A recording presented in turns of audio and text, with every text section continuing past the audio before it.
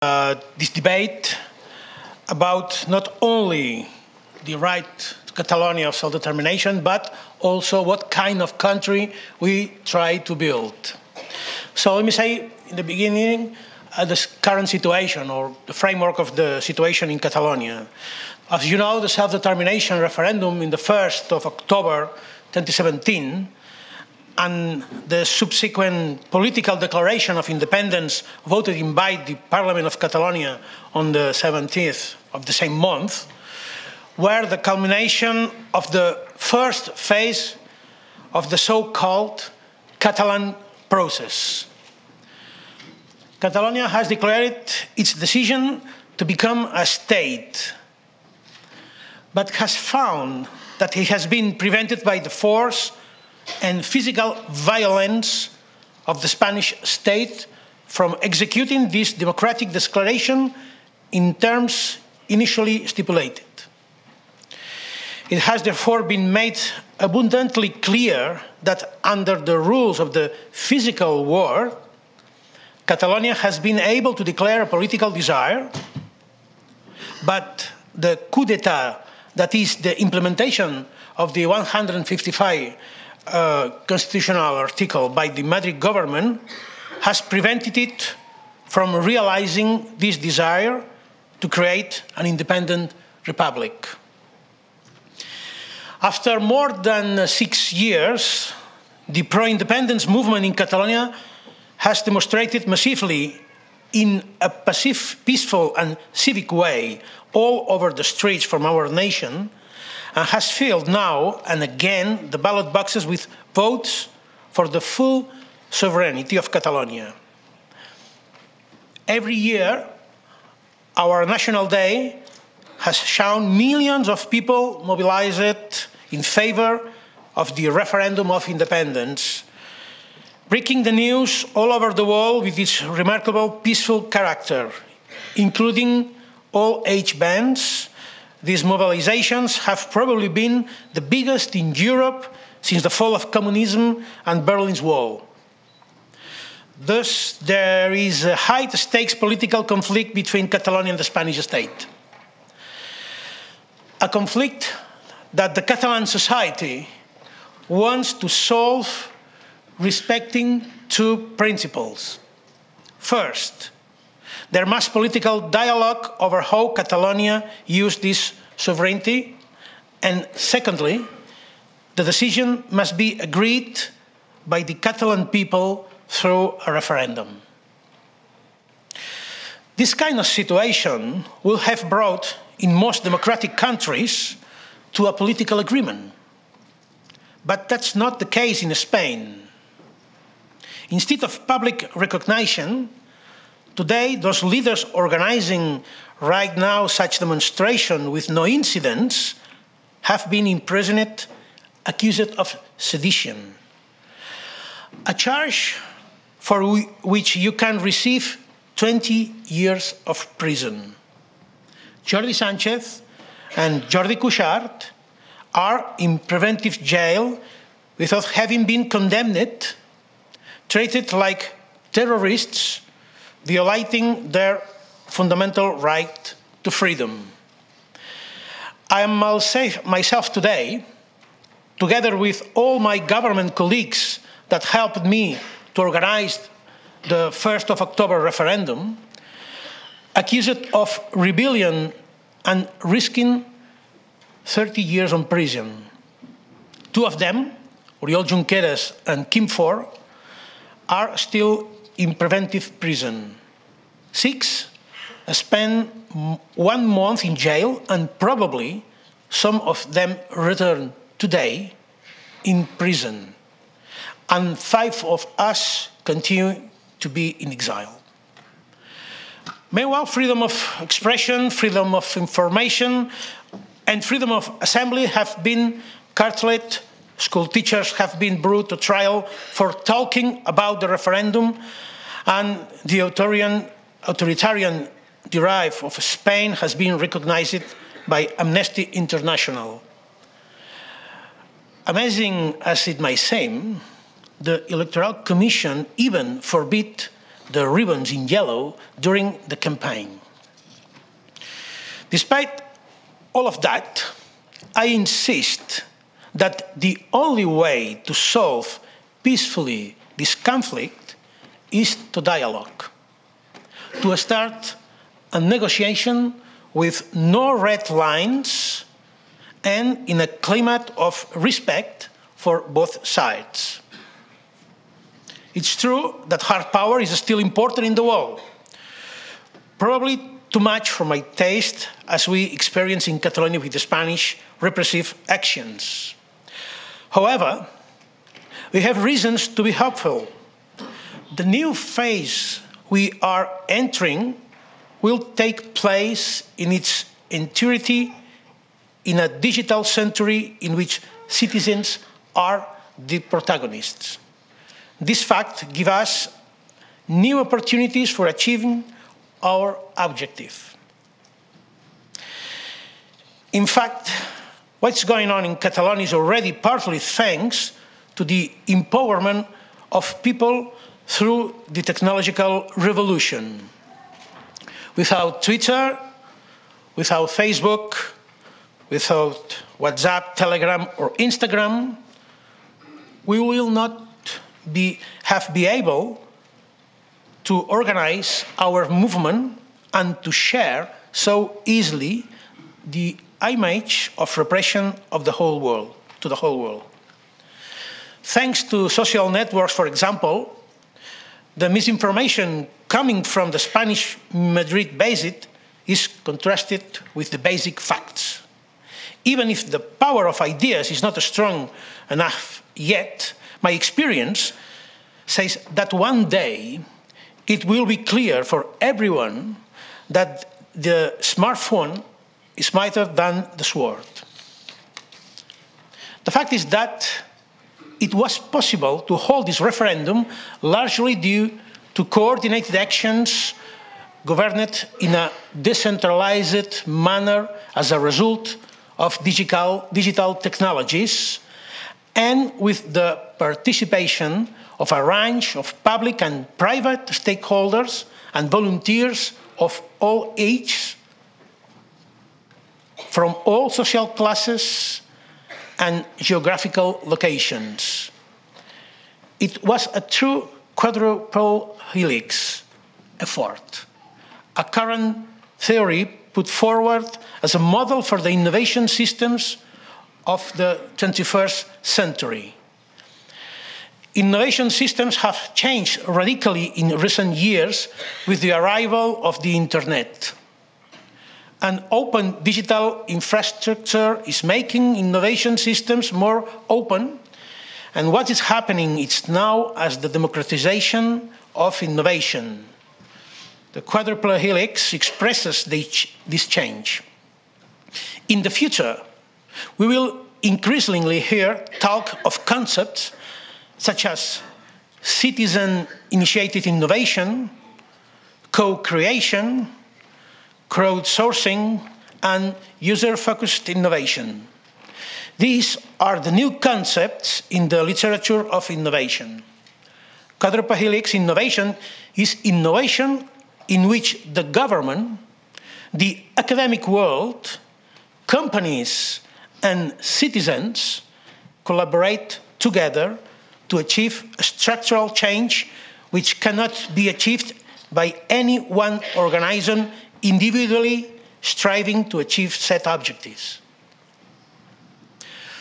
To go back to the referendum on 1st October, we saw the use of technology in many forms, from the imaginative planning of the urn type, the ballot box type, their purchase, transportation, heading and finally distribution of the day of voting, the whole digital system created to manage, coordinate, and inform about the referendum, website, apps, social media, and WhatsApp's Signal and Telegram groups, the universal digital census, the setting up and protection of voting stations and their digital connectivity despite the internet blackouts ordered by the Spanish authorities, the organization of millions of people willing to go and vote, using a range of non-violent action techniques, etc. Indeed, despite the opposition and resistance from the state police forces, who could not prevent it, it can be concluded that this political action by millions of people is a true example of what is today called digital social innovation. It is a new way of innovation that has only been made possible by the emergence of digital technologies and the internet. The Catalans have shown that we are capable of applying this type of digital social innovation in a one-off event. Are we capable of doing so on an ongoing basis when we create a state in the 21st century in a digital and citizen-focused era? I believe so. I'm explaining all this because any proposal that might put independentism on the table, as this time must have a primary objective, that is, to answer the following question: how does the Republic serve better to Catalan people? How does the Republic widen its base in society and become an useful tool for the progress of our society? This is our task. It is clear that where we have most work to do is in promoting training that is appropriate and adapted to the world that is on its way and that is here to stay, the digital world. Advanced training does not mean simply based on internet access or the use of social media, but training citizens on how to use their creativity and innovation skills to live and earn a living in the digital world. All the studies indicate that in the next 15 years, we will see the gradual loss of many jobs in traditional employment sectors, which will go into decline as a result of digital disruption and disruptive innovation in general. Yet, new jobs will also be created, many of them in the ICT sector and/or jobs which require a certain level of digital skills. If we look at the two sectors with the highest levels of job creation in Catalonia over the last year, we can see that they are tourism, plus 8%, and information and communication technologies, plus 27%. That it's clear that the ICTs are a sector of the future. In short, a new forward-looking employment policy that is attractive to all generations, and especially young people, must be implemented. We need to consider a vision of a digital republic with an open innovation system, one which reaches the whole population, one which enables normal citizens to learn to innovate. And this new training must be linked to the ICT and innovation policies. In this sense, we must come up with an innovative proposal on how to build a digital republic of the 21st century, which turns away from the old concept of an analog and bureaucratic state of the last century. Our strength is our people, not only to mobilize and initiate change, but particularly to manage change and make it possible. This process should be called, from a digital perspective, e-empowerment. In short, we must give our citizens the tools to innovate in a digital world. We must initiate the creation of a truly modern state of the 21st century, the first republic to be born in the digital age, a digital smart nation which becomes an international leader. This modern and attractive country will leave behind the concept of I, and I means power, institutions, politicians, I am the state, to move on to you, citizens, are the state. Of course, one of the references is Estonia, who in the last few years has built an impressive e-state that is unique in the world. Its system of e-residence that allows citizens from all around the world to become Estonian e-citizens is admirable. As you all know, a basic tenet of this is the ability to create new enterprise in record time thanks to e-residence. This is fundamental in this strategy to become a technological hub and attract and retain as much highly skilled workers as possible. It's a model that we certainly want to learn from. Moreover, our greatest strength in this process of building this new digital state is the people. So we must begin by investing in the present and future of these people to achieve a full digital population as soon as possible. We must invest in the digital and STEM training of our citizens and in their ability to innovate and create in this new digital world. We must guarantee digital rights and responsibilities. We must consider the digital rights a part of the human rights. We must empower citizens in technological and digital terms so that they can decide on the country and society they want to live. We must take profit of the potential benefits and transformations due to blockchain technology. We must invest in the strongest technological infrastructures, and, of course, we must invest more than ever in cybersecurity. Talking about cybersecurity, let me say our experience. In Catalonia, we had experience on this in November 2014, during the weekend of the participatory process of the independence consultation on 9 November.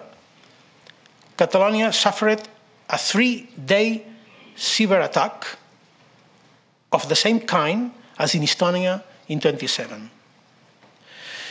This attack disabled various services for 6 hours.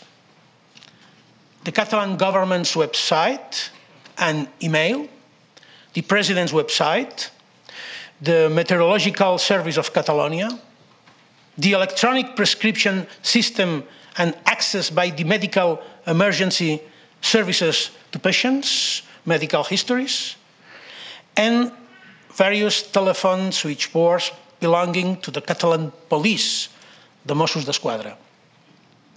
It is clear that it was a political cyber attack and that those who organized it hired specialists to do so.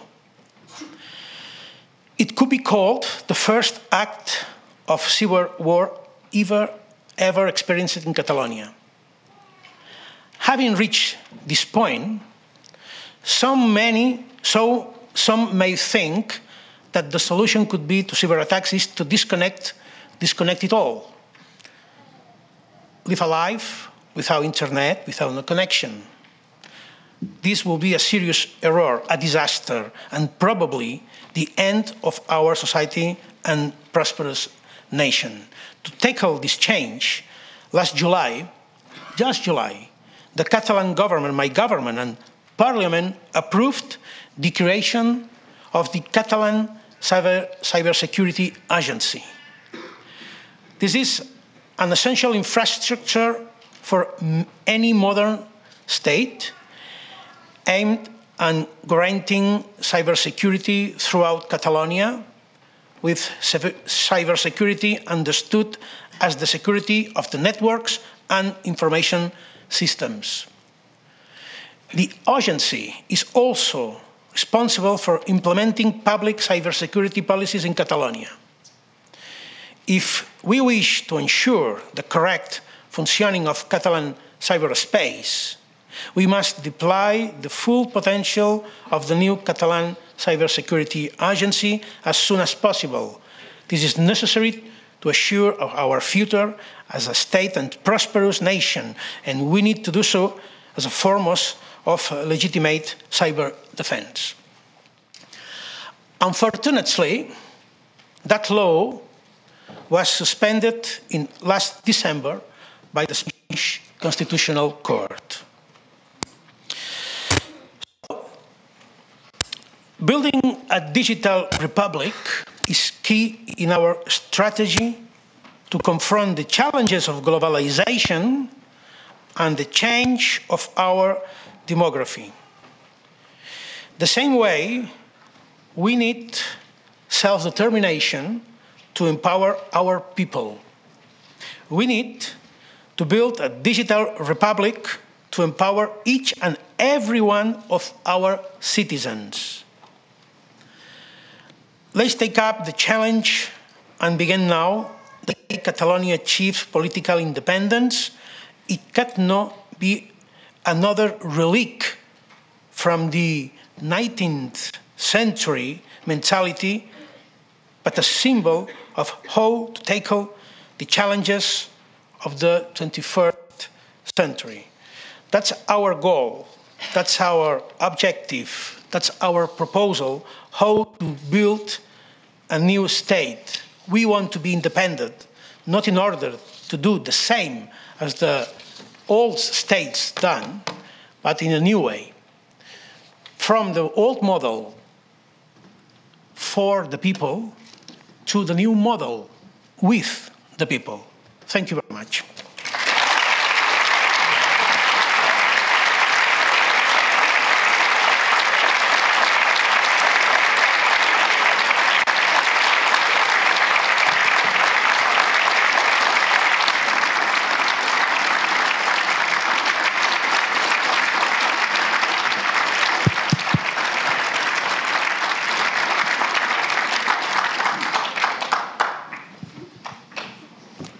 Thank you. So one day the smartphone will be mightier than the sword.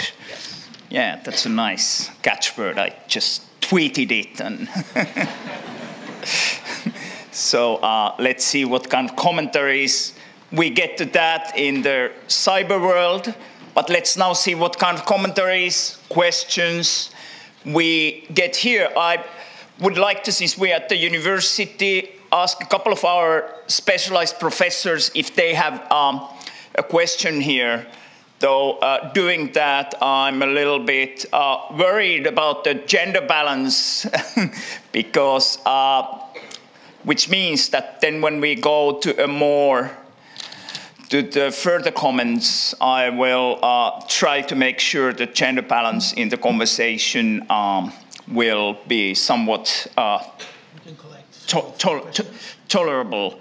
Yes. So I was wondering if Professors Jussi Pakkasvirta and Jukka Kekkonen wanted to make a brief comment or question at this point. Maybe you want to, I can take the mic there, if you can be brief.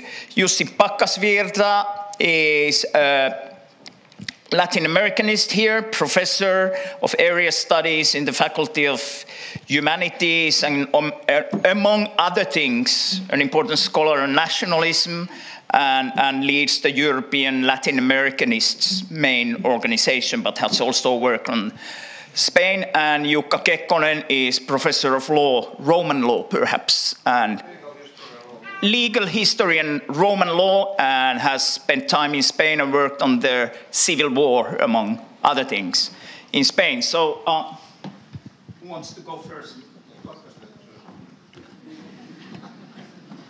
First come, first serve. It's better you can. So polite. Thank you very much. Actually, in Finland, the former Prime Minister Alexander Stubb always said that you have to have 3 points. So I have made 3 points, but before that, a short introduction. First, I want to thank Mr. Kärnä and Professor Teivainen and congratulate them for organizing this lecture.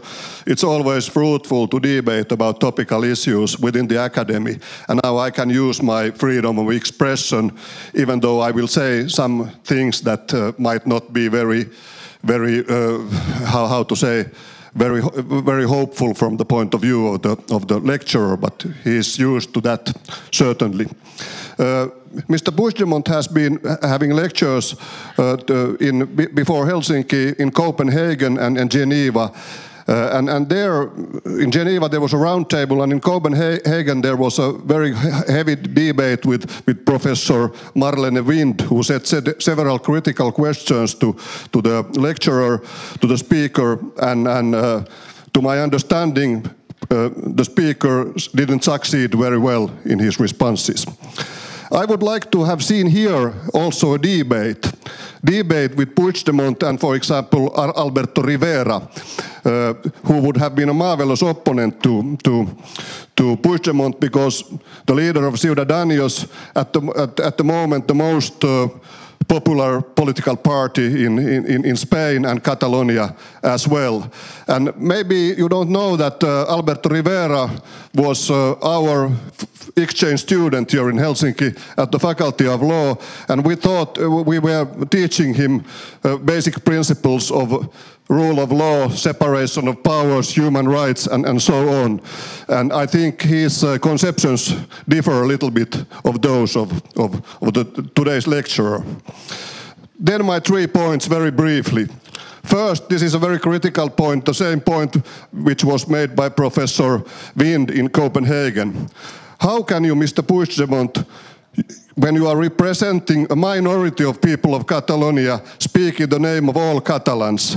In fact, we all know that opinions are heavily divided in Catalonia, and the support of separatists or independentists is diminishing all the time.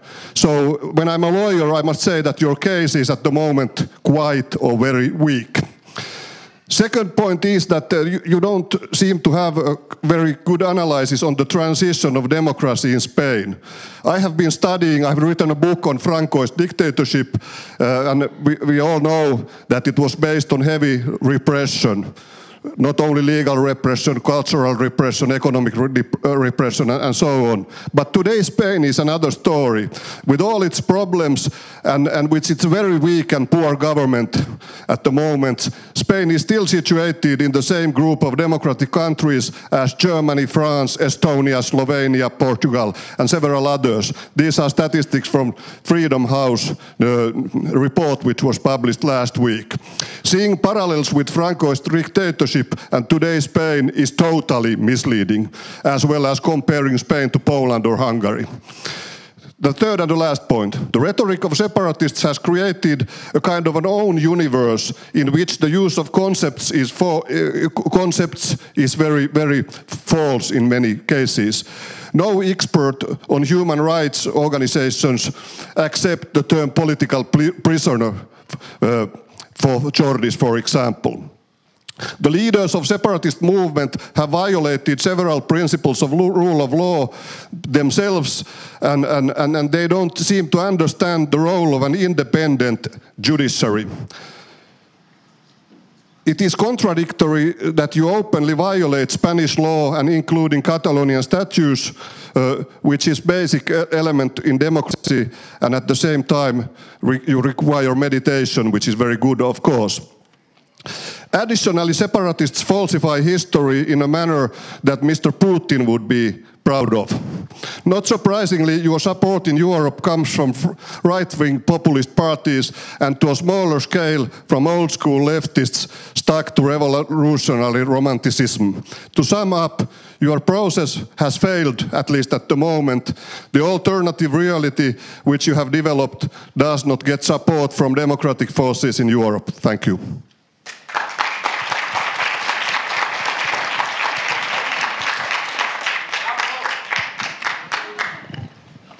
Jussi Pakkasvirta. Yeah, thanks a lot for this event, and it's been really interesting for me, the person who has had the cooperation of 35 years in the world of Ibero-Romance languages, which is okay.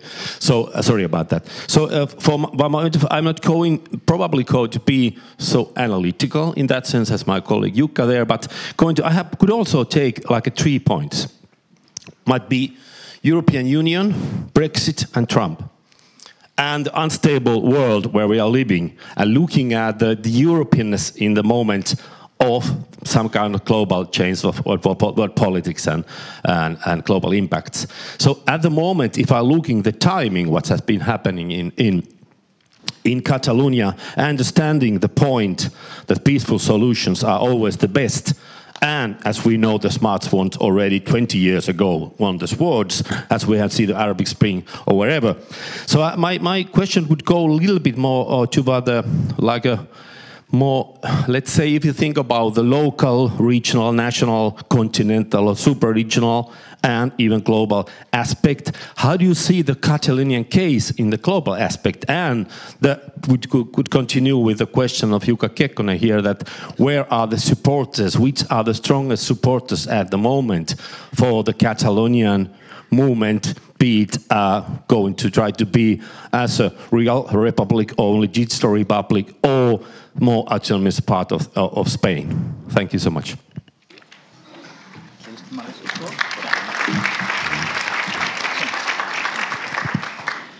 Well, thank you very much for your questions, Professor. I'm ready to debate with someone who are recognizing we are the same right to defend independence that the others to defend the opposite. I suggest in Geneva, for example, the organization invited a member of the Spanish government. They didn't accept to debate with me. So the problem is not me. The problem is the others not only refuse to debate with us, but they support that we must be in jail for defending these ideas. So I'm open to debate for everyone.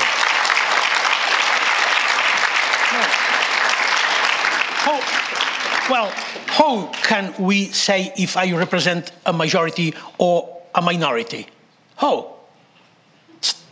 I think there's the only way to say this is organizing a referendum. And who has a threat?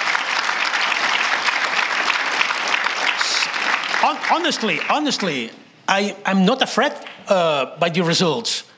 I will accept the results in a referendum of self-determination in Catalonia. And who has a threat to hold that referendum? Who don't want to let Catalans vote? So probably they are afraid that it be a minority defending the current status quo, because that doesn't work. I only will say an article, the first article in the International Covenant on Civil and Political Rights, saying, all the peoples have the right of self-determination. Point. Nothing else. So, that covenant, that international covenant was signed by the Spanish Kingdom in 1976. And the Spanish Constitution, in its 9th article, say, the Constitution is based the provisions relating of the fundamental rights and liberties recognized by the Constitution shall be construed in conformity with the Universal Declaration of Human Rights and international treaties and agreements thereon ratified by Spain. So, if Spain has ratified the International Covenant saying all peoples have the right to self-determination, who is against Spanish Constitution? No, who are defending this right for Catalonia. It's exactly who are prevent to exercise this right. So Well, I accept the doubt about how many people support independence. Let's go to ballot boxes. It's clear, it's easy. But in a democratic system, a president elected by its parliament, as me, represents and defends all the country. Is Mariano Rajoy representing all the Spanish people? Is the King of Spain representing all the Spanish citizens?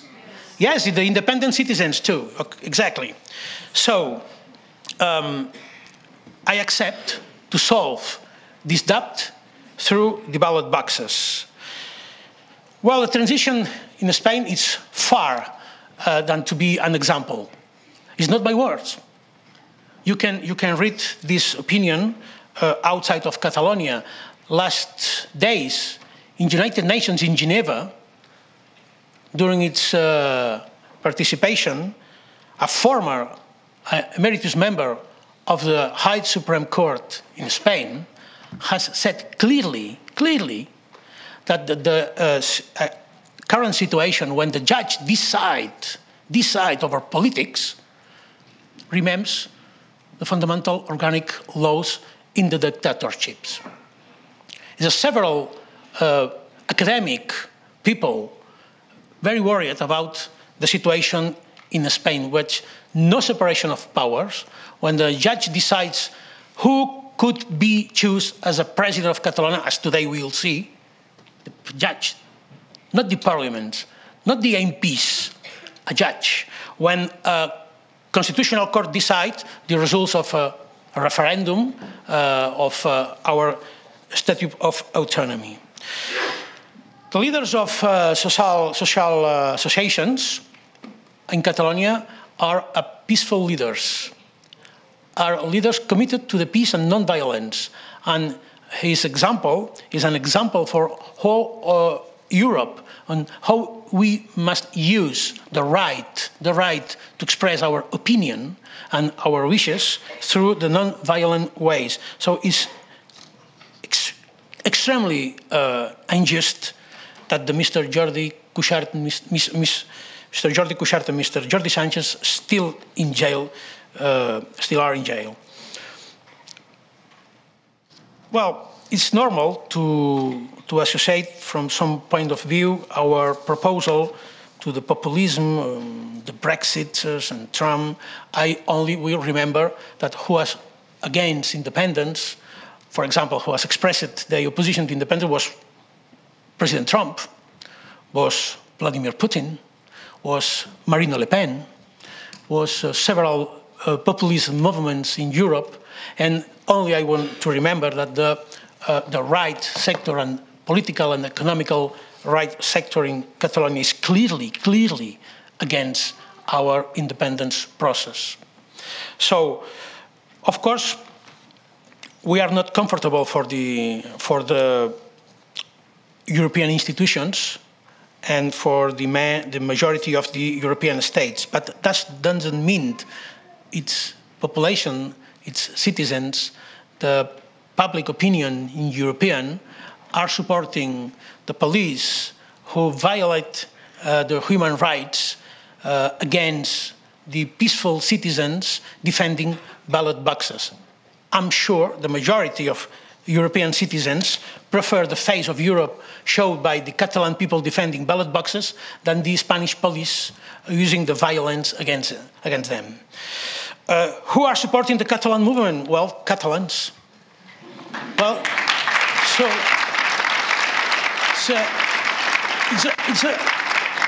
why Catalonia has less rights than other peoples to decide for ourselves, to decide our own future?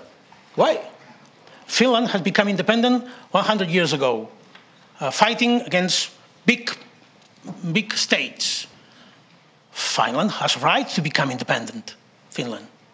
And who decides what people, what country become independent? People, citizens, ask citizens, demanding if they want to live in a Spanish state, as we know, as we lived from last years, or to construct a new country. that is protected by the Human Rights Declaration and the Covenant, International Covenant on Civil and Political Rights. But we choose a non-violent way, and for this reason, we must a lot of time to achieve our process. If you use other ways, I can't accept to represent our movement. We only want to achieve independence, a republic, with a passive, peaceful way, and with using democratic tools. I want to listen the same commitment from the Spanish authorities, from the Spanish politicians, from the Spanish state, also Albert Rivera. It would be interesting to listen from this Spanish state a strong commitment to peace and to dialogue and to not use the violence against Catalan people who democratically, peacefully demanding decide their own future.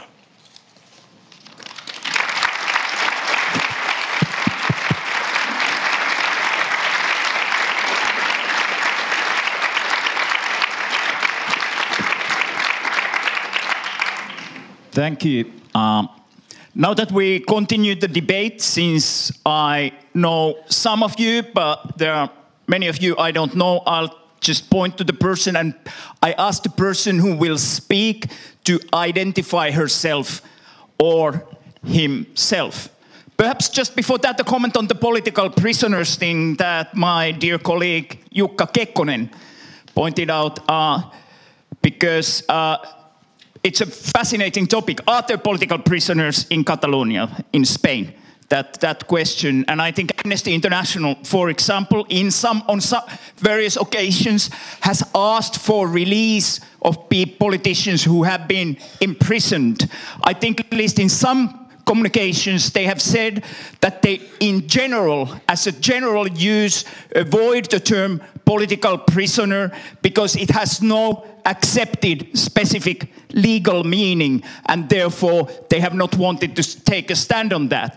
As somebody who studies Eurocentrism, I've been interested in whether, and I have no clear answer to that, this is a question, whether if we had people imprisoned under similar or analogous contexts as those politicians who have been imprisoned in Spain in the last few months, whether people who have been elected, who have not used violence, and who would be imprisoned for advancing causes that they have been elected for. If those kinds of people were elected, yes, with claims and perhaps justifiable claims that they have violated the Constitution, if they were imprisoned outside of Europe, let's say Venezuela, let's say Cuba, let's say Russia, let's say China, let's say some African country, if they were imprisoned there under those conditions, would the Europeans call them political prisoners? As a sort of everyday term to describe those prisoners. And is there a difference in the way people imprisoned under similar circumstances are treated and called in everyday language with that term that has no clear juridical definition, which is why many organizations prefer not to use. So I take it as I leave this as a question. I don't have a clear answer to that, but I feel that as a hypothesis, many of those kinds of prisoners outside of Europe would be called political prisoners by many Europeans who today avoid calling those prisoners in Spain political prisoners. But that's one hypothesis there.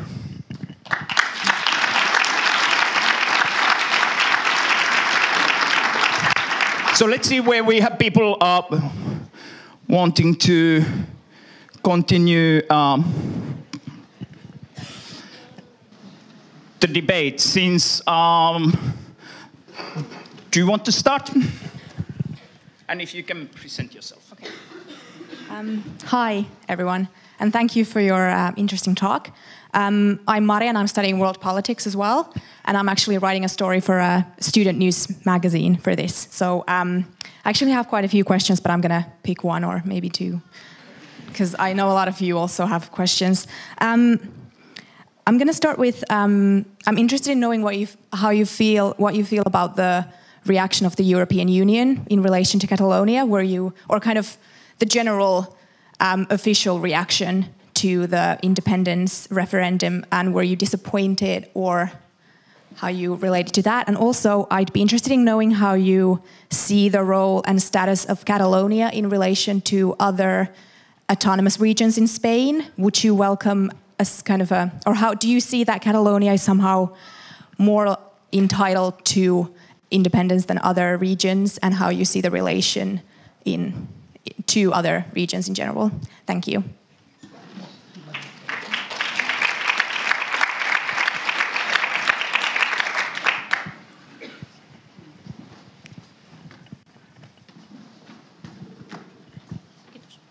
Hi, I'm Aina. I'm from Barcelona. I studied at the University of Helsinki a long time ago as well. Thank you for being here, President. And also, first, is it? Yes. Yeah. Yep. Thank you. Just to Jukka Kekkonen. The winners always write the history, right? So when we say that Spain is a democratic country, sorry, I'm really nervous about that. Please. Okay, excellent. Very close. Just to ask if you think that Spain is in the same level as Germany, France, Italy, and England, and all those countries you mentioned, please read about the history of Spain. Because when we had a dictatorship, I know you have read about everything, and I'm young and I can be that I'm foolish right now, but if you have a dictator that put the king by the finger, and when that king says that now is the son's time to take the power, do you think that there was a referendum asking if Spanish people wanted to have a monarchy or a republic? No. No, but I know that you might think differently, but I also have. But they asked to Suarez at the time when it was the transition movement, did you ask for the people to vote if it was a democracy or if they wanted a republic? He says that yes, but at the end he said on the loud voice that they didn't ask, but they told to the European Union that they have done that so that they could join the European Union. And with the new law that there is in Spain, this Mordaza law, that if you make a picture of a police, you are going to jail. If you speak and make a song of whoever you want, and in this case it's about the king, a rapper is now in prison because he made a song of the king. And now he will be 2 years in prison for that. Where is the freedom of speech in that? Then you tell me if Spain is a democratic country.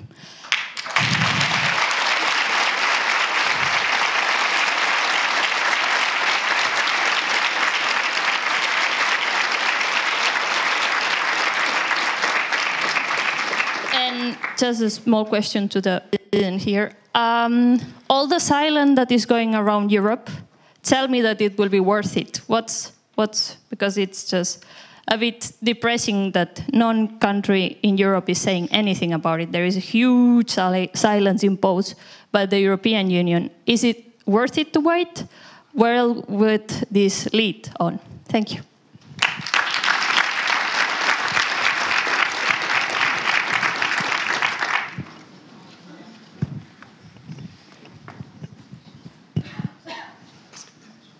Thank you, Mr. President.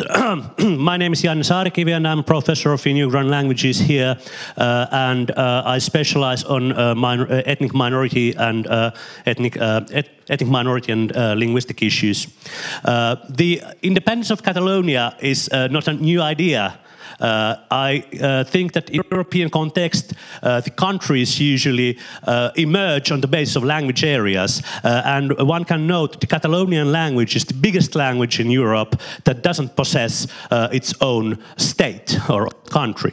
And as far as I can understand the political history, the idea of Catalonian independence has been on agenda for a long time. So although you are the first president to officially announce the Catalonian independence, even the former leaders of Catalonia have had the same idea. And my question to you is, how do you see the future of this movement? We all understand that we are now in a political standstill that probably will last long. But as a professor specializing on minority language issues, it's impossible for me to see that the independence of Catalonia would be washed off the arena by these means. It's absolutely clear that the biggest language area of Europe without its own state will continue to have some kind of an independence movement in the future, irrespective of the character of Spanish government and irrespective of the actions taken in connection with a particular referendum. So how do you see the movement in like next decade or longer perspective?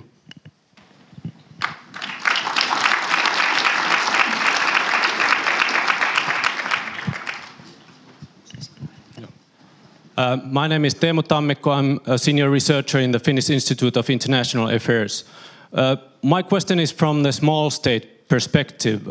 Catalonia is the wealthiest, most advanced, urbanized and modern areas perhaps in Spain. It contributes roughly 1/5 of the Spanish GNP. And one of the central arguments of the independence process has been related to economy, that the Catalonians are tired of paying for the bills of the rest of the poorer, more peripheric regions of Spain.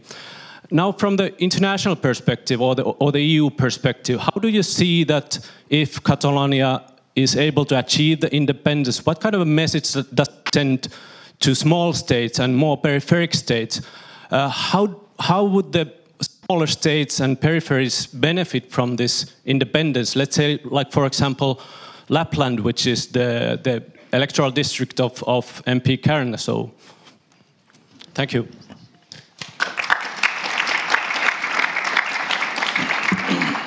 Well, thank you very much. First question is the official reaction of the European Union. Well, we expected the reaction about the independence project. Of course, that is in the history of the European Union. When you see what was the reaction from the European Commission during the first independence in the Balkans, Mr. Delors are saying clearly, we will never recognize independence of Slovenia. 6 months after that, Slovenia becomes independent and recognized by European Union. But it's in the tradition of Europe to move not so quickly and to wait the reality. For that reason, we doesn't expect any positive reaction from the European Union. But I'm very disappointed for one thing. Not for its position about independence, but for its silence facing the violation of the European Charter of Fundamental Rights. That is not acceptable. I say this not as a politician, as a citizen, as a European citizen. 2 million European citizens are trying to vote, are trying to exercise the rights recognized and protected theoretically by the European Charter of Fundamental Rights, and the European Union says nothing when the Spanish authorities start a violent repression. That is very disappointing, not as a politician, but as a citizen, because I believe in Europe as a model of peace, democracy for the rest of the world. What kind of moral authority has now the European Union to say something to China, for example? for other parts of the world where the human rights are not protected. So that is very disappointing for me. And what kind of relations with other regions based on the solidarity and the respect the right of self-determination for other peoples. Our commitment to the other regions in Spain is clear. We want to continue to contribute economically to development for the poorest regions in Spain. It's clear.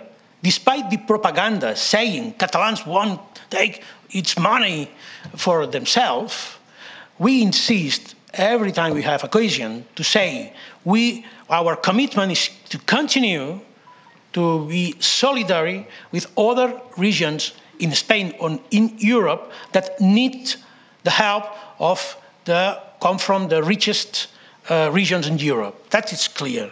And we support any movement demanding exercise the right of self-determination. It doesn't matter where, but every people choose its own way to exercise this right.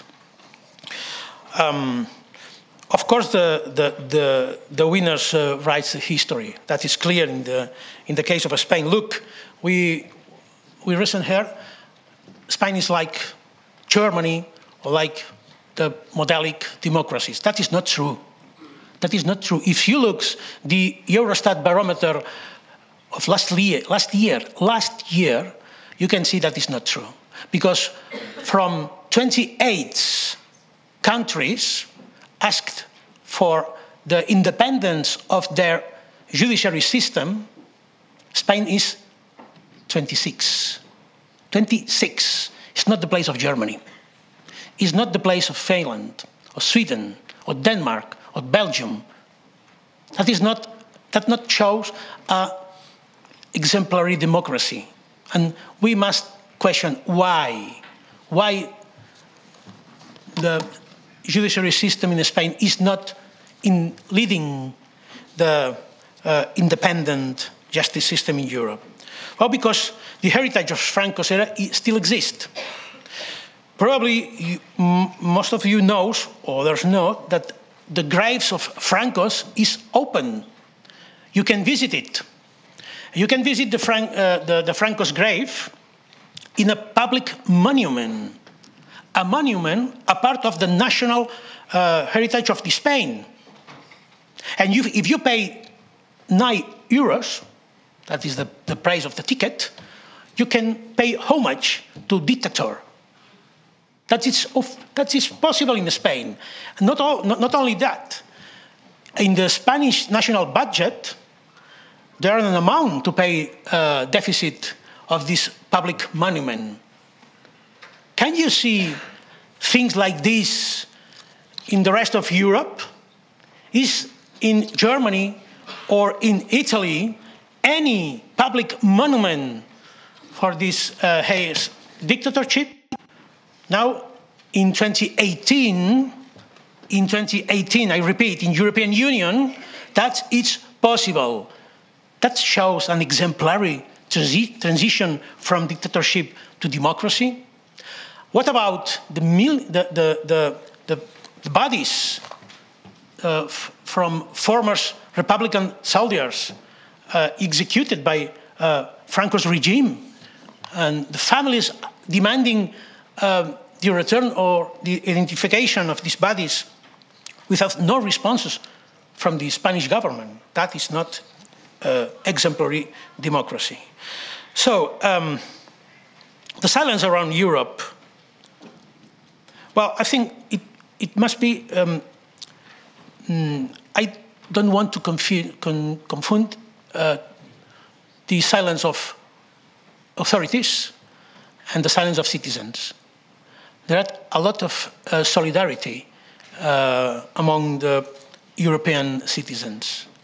I saw this in Denmark or outside the European Union in Switzerland or here in Finland or in Belgium.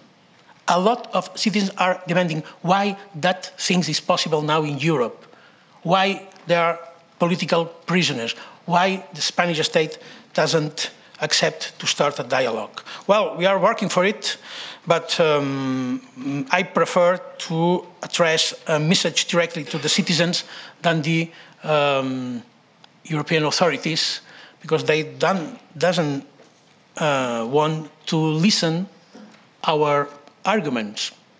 They only want to listen one single argument, come from the Spanish state.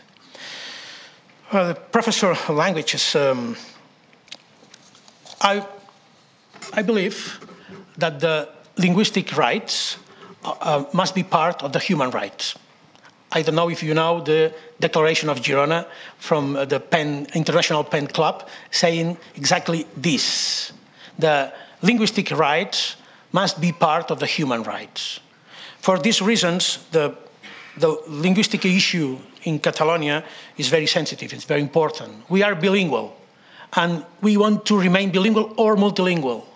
Both languages official in Catalonia, Catalan and Spanish, must remain official, and the rights of the speakers of both languages must be protected. But, of course, there are not only Catalan and Spanish speaking in Catalonia, but a lot of communities are speaking their own languages.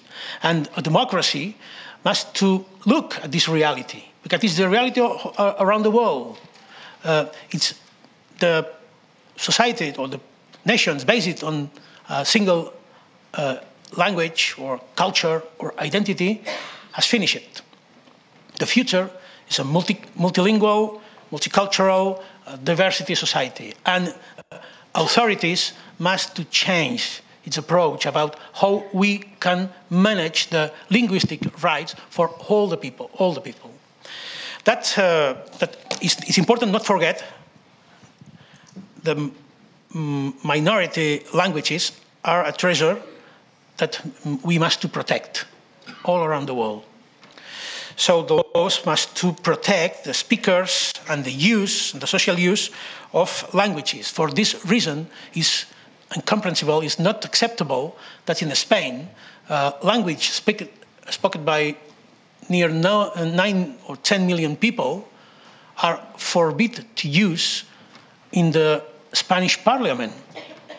I can use Catalan in the Spanish parliament.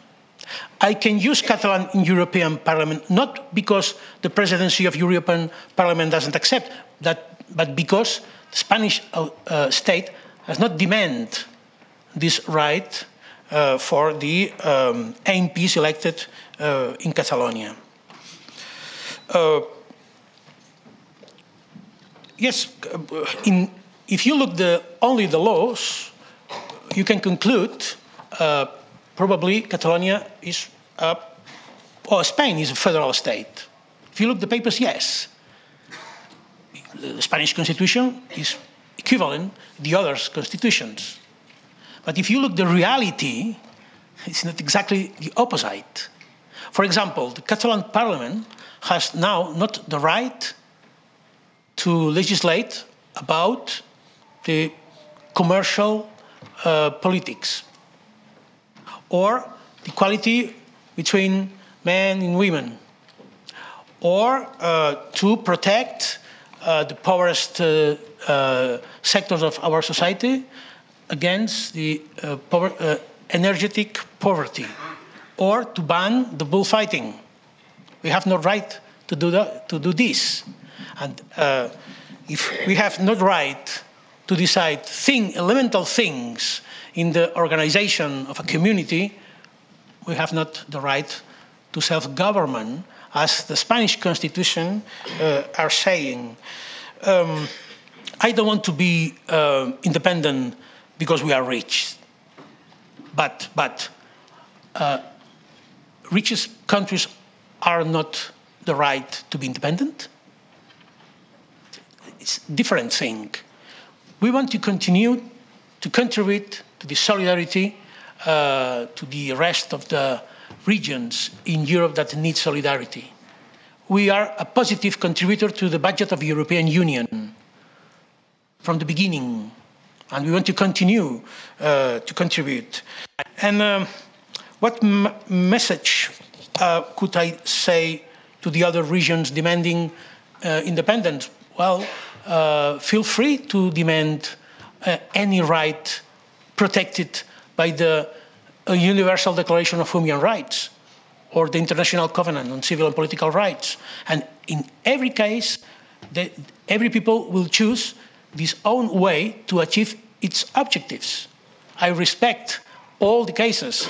I'm not an expert in any other countries that mine. But my suggestion is to respect when there is a demand to exercise that kind of right, that must be protected for the authorities, not persecuted. And no one must to end in jail for demanding to exercise the right of self-determination.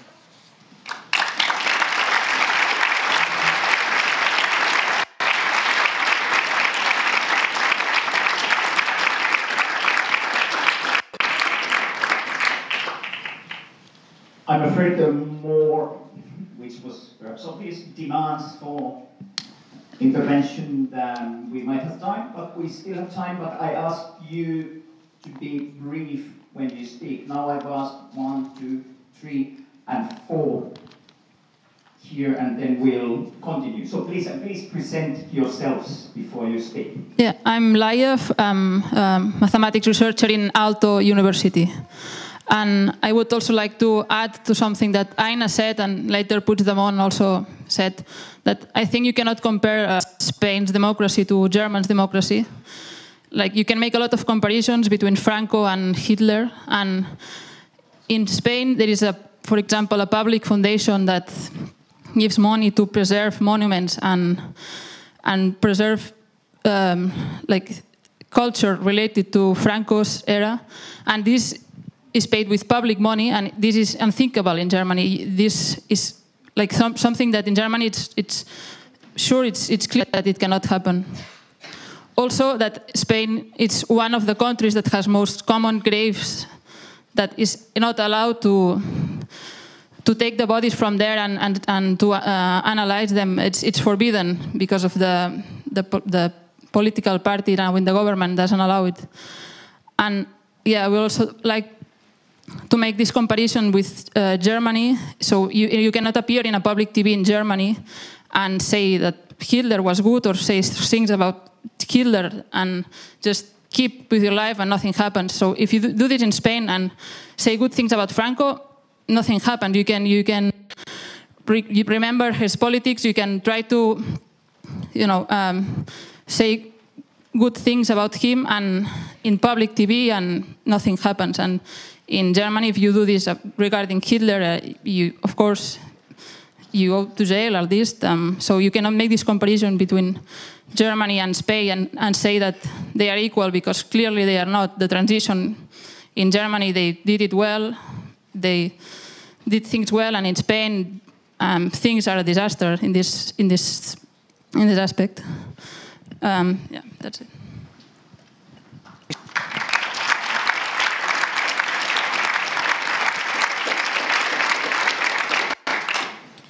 Okay, thank you. My name is Petri Minkkinen, and I'm a doctor of political science and now an independent scholar a researcher of international relations.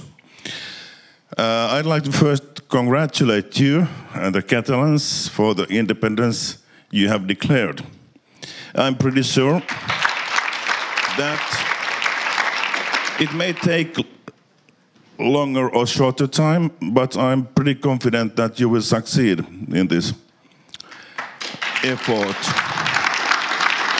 And that the day when you'll declare the independence will someday be the Independence Day of Catalonia, I think. Okay, I have 2 questions. First, you have said, for example, in today's Helsingin Sanomat, the local newspaper here in Helsinki, that you regret that you didn't declare the independence in the first possible moment.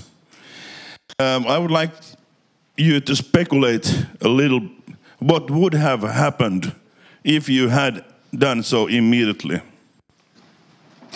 And the second question, and that's a little bit critical also.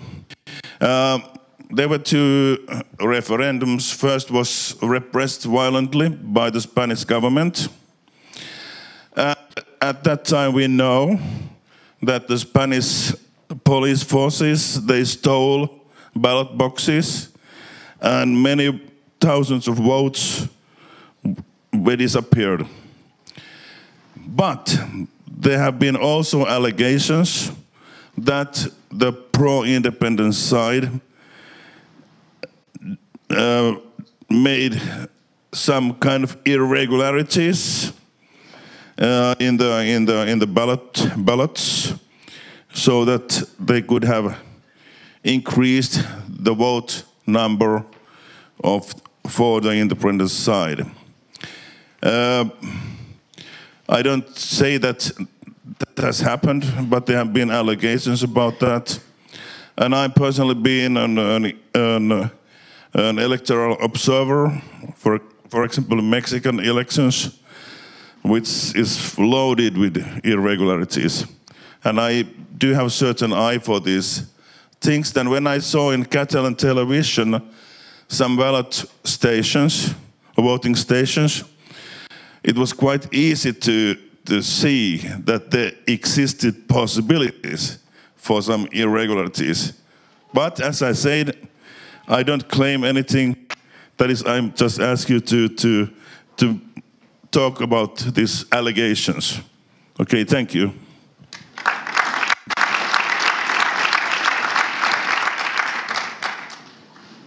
So, hello, my name is Hugo, and here I'm with my brother Raul.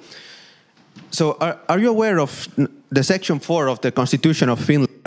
It says that the territory of Finland is indivisible. The national borders not be altered without the consent of the parliament, the national parliament. So what you're doing in Catalonia, or at least trying to, is also illegal here. So is Finland also a fascist and an oppressor country, as you claim Spain is? Second of all, you talked about the languages in Catalonia. I've gone through my school years in Catalonia with my brother, and we started in a public school, but there we would only learn Catalan 7 hours a week, 3 of Spanish, and 3 of English.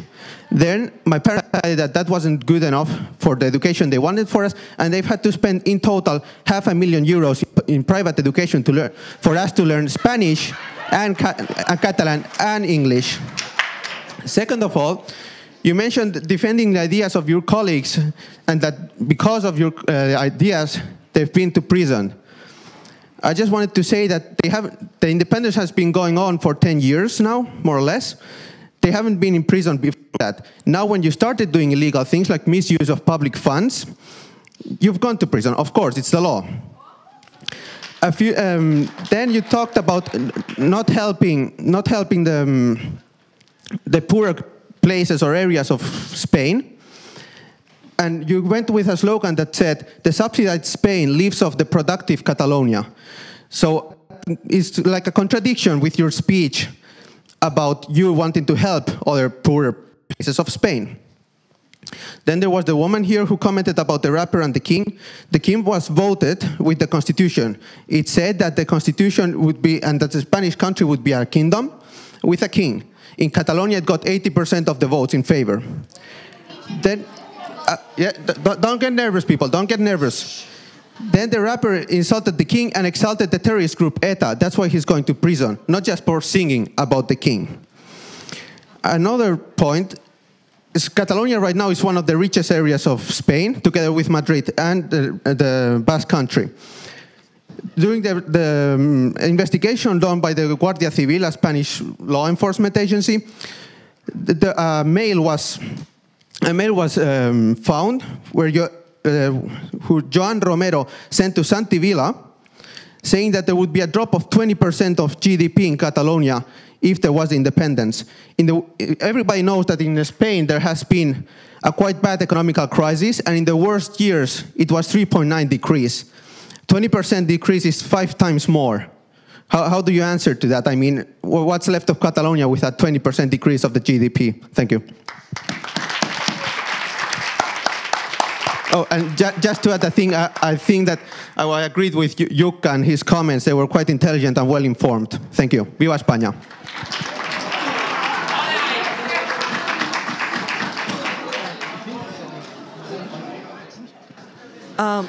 My name is Oksana Chelisheva. My name is Oksana Chelisheva. I'm a Russian journalist, a political refugee in Finland, and a member of the Union of Journalists of Finland. First and foremost, I appreciate you being here and being so clear in your message. We are going to meet tonight because you have agreed to be interviewed for the Russian newspaper. And I hesitated whether to tell it now or to wait until our meeting in the evening, but I feel that it's necessary to tell it to you now. I've had quite many friends in Catalonia, in Barcelona, in Girona, in Manresa, and I have friends in other parts of Spain. And when my friends, good friends, learned that we are meeting and that you are here, they've sent me requests to tell you that they support you, that they appreciate every single effort that you have tried to do for your people. And it refers to people not only from Catalonia, but for my friends from Sevilla, for instance. That's one thing. Another thing is that I'm kind of shocked. You know, I'm a journalist. I know what political persecution is. You know, I'm banned from my country. And in the walls of the university, I'm absolutely shocked to hear an academician who sounds more like a prosecutor. It's not tolerable.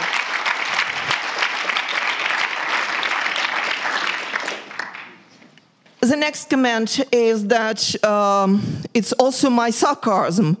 Once again, I hear the name of Putin. Everywhere in the world, Putin is behind every single failure of the EU. Sorry, but you have made him a demon of such people who are eager to debate on whatever issues that he doesn't need to fly in the skies or to go to the bottom of the sea. He is now the macho man. You have made him such.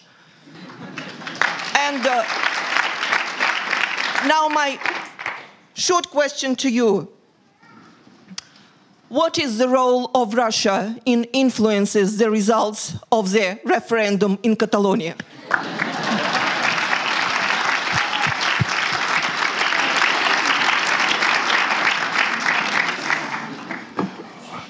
Well, only to add some arguments in the Laya's statement about the heritage of Franco. Before I said something about the grave of Franco, now I want to say something about the Franco's Foundation, which is legal in Spain. In Spain exists a foundation which objective is to promote the Franco's heritage.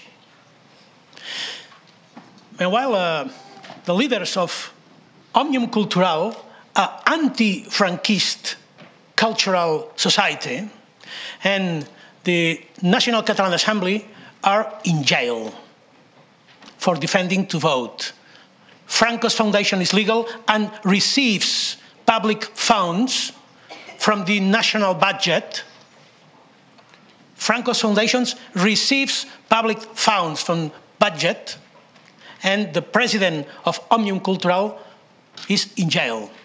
That is a democratic state. That is an ideal, exemplary, perfect transition from dictatorship to democracy. Something it doesn't work.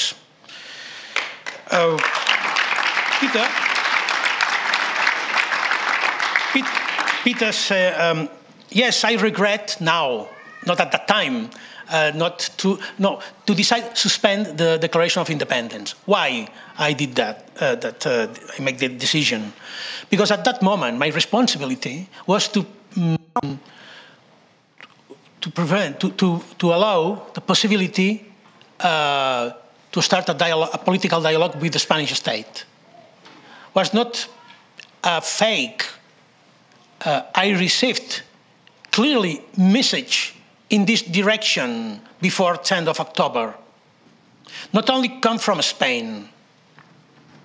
And my responsibility as a political leader is to ensure the way of dialogue before other ways. For that reason, at that moment, I decided Two, of course, to declare independence, because that was my duty after the 1st October referendum, but to suspend its effects in order to possibility to start a political dialogue with Spain. And Spain doesn't start this dialogue, and a week after that, our situation was worse. So I regret today not to declare independence at that moment. But what could happen if I has done act differently? I don't know.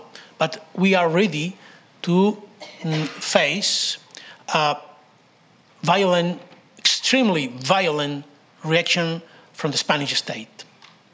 Because they don't use the tool of dialogue, never. They use the tool of violence. So I decide to also to prevent the violence, deciding to open this window to dialogue. I think, well, I can look historically at that moment, but at that moment, my decision was correct. And I can explain clearly to the world that my priority was ever to promote dialogue, even in case when probably the decision most obvious was to declare and to exercise the independence. About the ballot boxes, well, on the irregularities, or if we have increasing the number of the voters, two things. First, the number of people who couldn't vote was 700,000. And we decided not count with the rest, the people that finally voted. 2 million, a little more, people participate in the 1st October referendum. Okay. In 21st of December, we celebrate elections. And how many people voted for pro-Indy candidatures? More than 2 million. So that it's impossible to manipulate the results of the 1st October referendum. Despite this, the efforts of the Spanish state to repress and to avoid the referendum, the participation was 33% of the whole census. And the support of independence was higher than the support, for example, has the Brexit from the British census. To Hugo and Raul, I'm not an expert on Finland constitution. I'm sorry. I can't answer what is the constitution in Finland saying about the right of independence or the self-determination. I only say one thing. When I confront this kind of argument saying no one European constitution recognizes the right to self-determination, that is not true. That is not true. Look, please, the Portuguese constitution. And about the language policies in Catalonia, well, 30 years after our public political school, we can see the reality. The reality is based on the results of PISA reports, saying clearly, their reports are at your disposal openly, clearly the skills of the Catalan people in Catalan and Spanish languages are exactly, in Spanish, are exactly the same or higher than the skills of the people living in the monolinguist areas in Spain. So there is no problem about it.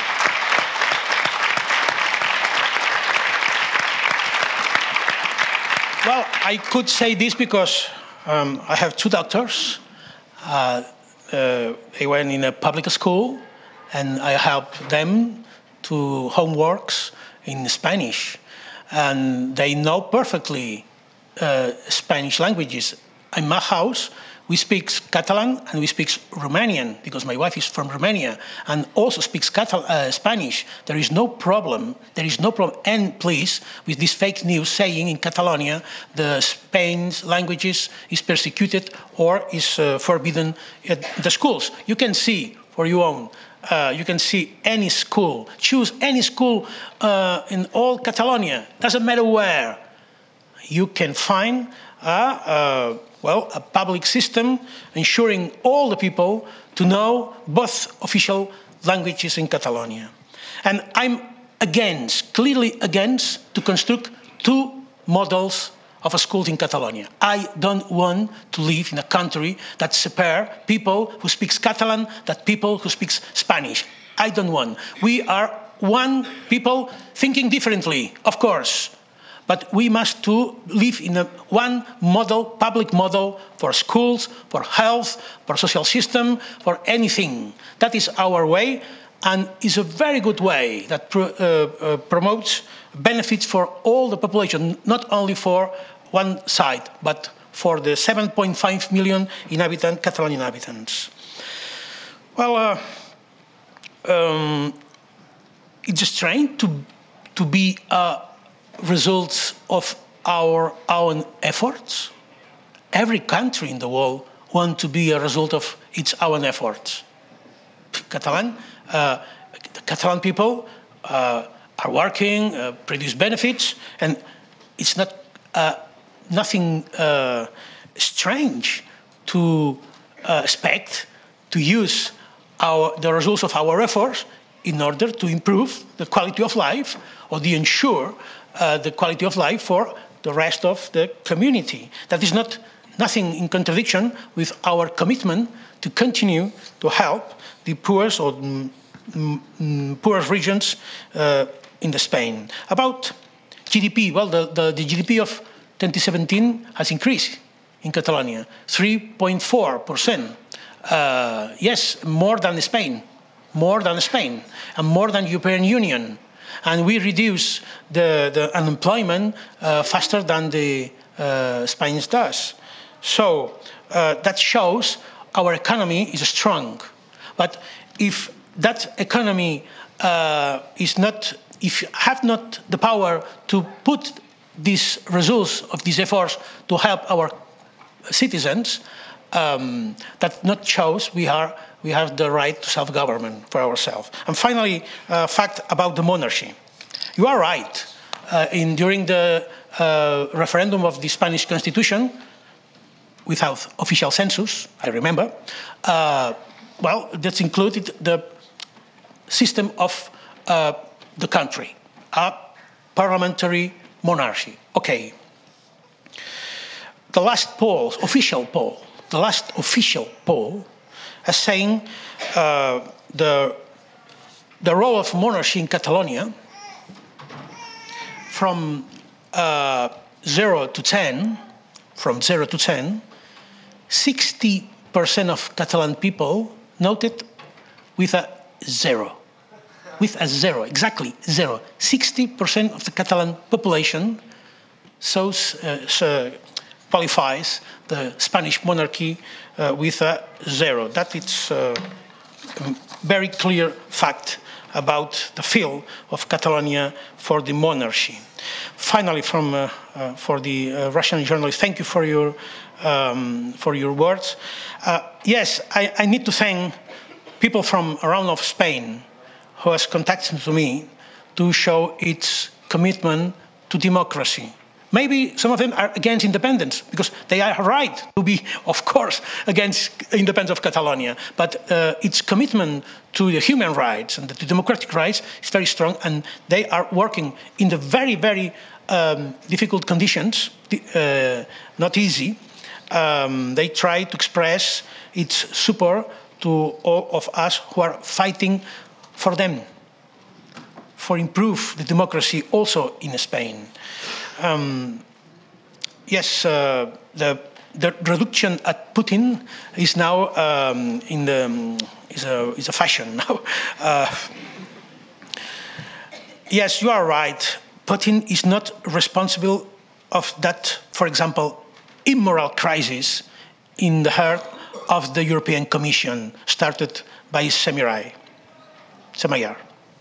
It's not Putin who has started this immoral crisis. It's the immoral example. Well, the role of Russia in the elections was exactly the same as the 60% of population considers the monarchy. Zero. Thank you very much.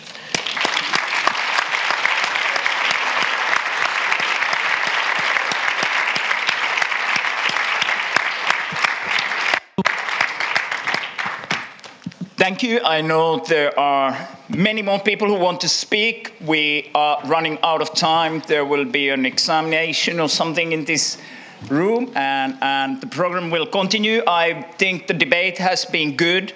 There have been issues that are slightly separate, like whether Spain today has some elements that differ from, let's say, Germany, or resemble some earlier moments in Spanish history, is one question. What one thinks of the administrative future of Catalonia is a separate question. Too often they go together in the sense that if one points to problems in human rights in Spain in the context of Catalonia, then it's assumed one has a certain position on Catalonian future.